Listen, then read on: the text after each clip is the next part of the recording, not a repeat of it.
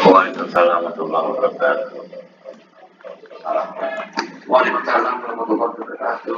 Baik teman-teman semua, terima kasih sudah hadir di pertemuan kita hari ini, pertemuan 11 ya. Oke, pertama sebelum kita mulai saya mau nanya dulu, bagaimana proyeknya? Aman ya? Aman ya Mas Siki proyeknya ya?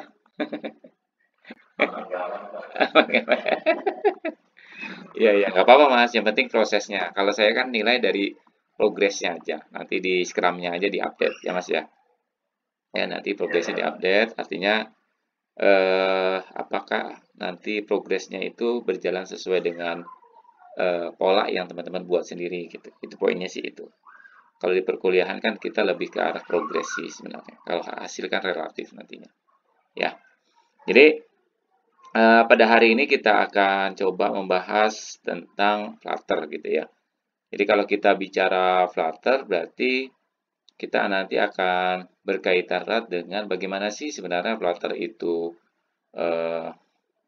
dikembangkan gitu ya. Artinya untuk dipakai untuk bahasa pemrograman atau coding yang nantinya punya fungsi dan manfaat yang berbeda-beda gitu ya.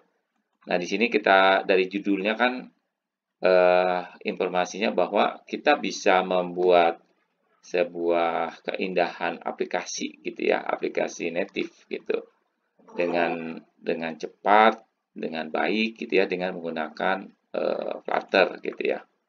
Tapi memang sih ketika kita membuat aplikasi gitu kan, apalagi aplikasi-aplikasi yang berkaitan erat dengan aplikasi besar gitu ya, artinya yang nanti digunakan platformnya platform yang besar.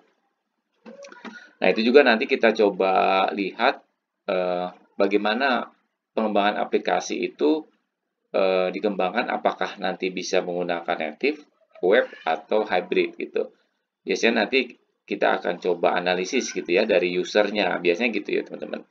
Artinya ketika teman-teman nanti berhadapan atau bertemu dengan klien yang punya project, nah itu kita coba discuss dulu gitu, artinya kebutuhannya tuh mau kayak gimana gitu ya teman-teman.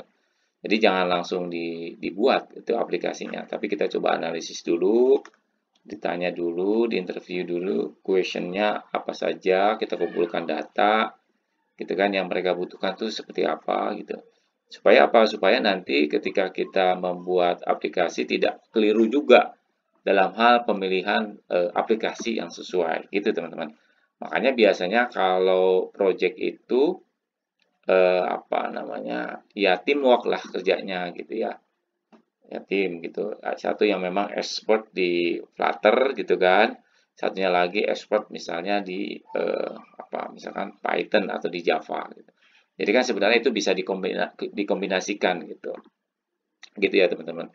Jadi ya kalau memang kita bisa sendiri alhamdulillah, cuman kan kadang aplikasi itu butuh effort yang besar gitu ya, kecuali kalau memang kita udahlah database juga bisa, analisis sistem juga bisa, kemudian juga desain juga bisa, ya sudah dikerjain sendiri. Cuman kan ya dikerjain sendiri, kemudian juga ya hasilnya juga buat sendiri gitu. Ujung-ujungnya kan keuntungan atau cost yang dikeluarkan ya buat sendiri. Cuman kan resikonya kita harus mikirin juga support gitu loh teman-teman.